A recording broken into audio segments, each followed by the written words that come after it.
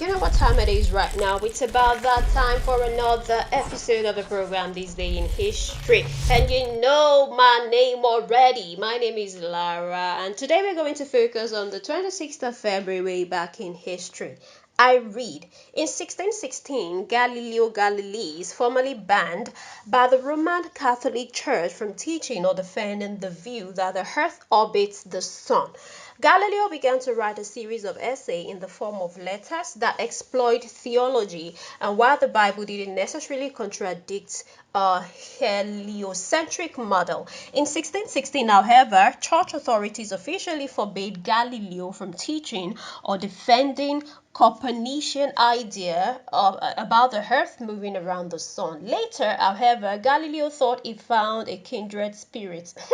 The kindred spirit got me. Oh, kindred spirit, where art thou? Never mind. Later, however, I repeat, Galileo thought he found a kindred spirit in Cardinal Maffeo Barberini, who later became the Pope Urban the Eighth. When Galileo was told that the same Pope felt the Copernican model was rash but not heretical, Galileo believed he had permission to write what would become one of his most famous works, Dialogue Concerning the Two Chief Word System. He completed a manuscript in 1630 and it was published in 1632. Nonetheless, he was banned in 1616, way back in history, by the Roman Catholic from teaching or defending the view that the earth orbits the sun. Moving on. This day in history, Nigeria's Electoral Commission began announcing a state-by-state result from national election on the previous Sunday, amid complaints of irregularities, though it was not expected to name a victor in the race to succeed President Muhammadu Buhari for several days. On this day way back in history, Nigeria's Electoral Commission began announcing a state-by-state result from national election. We proceed. On this day in 2009, Kano U.S. drug giant Pfizer agreed to settle a multi-billion dollar damages with 200 alleged victims of a drug trial in Kano, northern Nigeria. For crying out loud, how can you use human being for drug trial? Why? Why would anybody want to do that?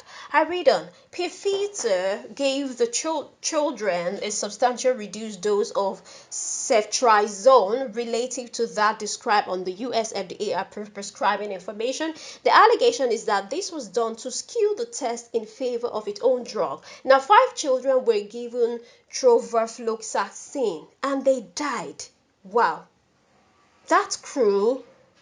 That's cruel. 5 children died from administration of this drug called trovafloxacin. Now, the lead investigator, Dr. Abdulhamid Issa Dutse, later provided a letter of approval for human trial that was found to be falsified. God help us in this generation of selfishness. Human beings are so self-centered. They don't mind sabotaging anybody for anything. Anyways, I move on. Now, in 1815, Napoleon's escape from Elba when he was forced to abdicate as French emperor in 1814. So Napoleon escaped from exile on the island of Elba this day in 1815 and gathering support and wrath, retook power on his return to Paris on March 20, ushering in the 100 days. Now let's talk about the National Day. You know, this is the most favorite, most interesting part of this day in history for me. So today we're celebrating a National Letter to an Elder Day. So every year on February 26th, the National Letter to an Elder Day encourages putting pen to paper and writing to an elder that you know. The day serves to remind that loved ones enjoy hearing from us and that a simple letter brightens their day. Who still write letters these days? Let's just send our email or WhatsApp chat. I'm just wondering who still email letter these days. Anyway, you can write your letter by maybe WhatsApp. You know, this is the era whereby at your fingertip you can do and undo. So it could be via WhatsApp, it could be via email, it could be via anything, soft copy. It's necessarily, but here it was stated you have to use your paper and pen. So if you're close by to your oldies, your old woman or your old man, you can pen it down for them. Another day being celebrated today is National Set a Good Example Day.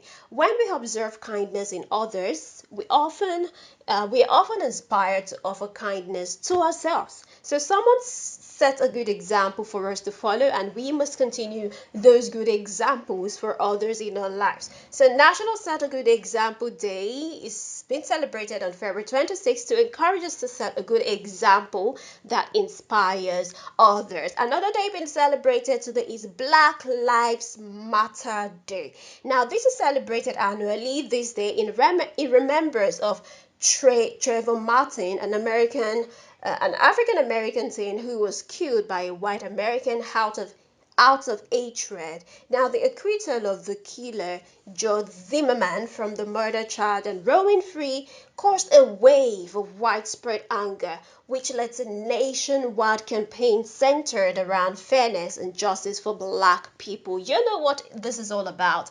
You know what it is all about already. Racism, So Black Lives Matter is a chant against racial discrimination and violence towards black people. So join in the movement to end discrimination and declare equality for all the blacks. Born on this day in history is Tunde Kelani, a Nigerian filmmaker born this day in history way back in 1948. Another person born this day in history is Michael Bolton. He's an R&B singer. Today he was born on this day in history. Also, a sweet birthday shout out to everyone out there. Be it you're a celebrity, be it you're a layman, we send you big love right here from Flip TV. So celebrate your birthday, and make a time to, share this day with your loved ones. We know the country is hard. Sakma is old on everybody. So just try as much as possible to celebrate your birthday today in a little way. You don't have to rob the bank, irrespective of whatever we are facing economically. Join me for another beautiful episode of the program This Day in History. And if you're viewing for the first time, don't forget to click the subscribe button and turn on the notification bell. And I remain me, myself, and that is all I've got.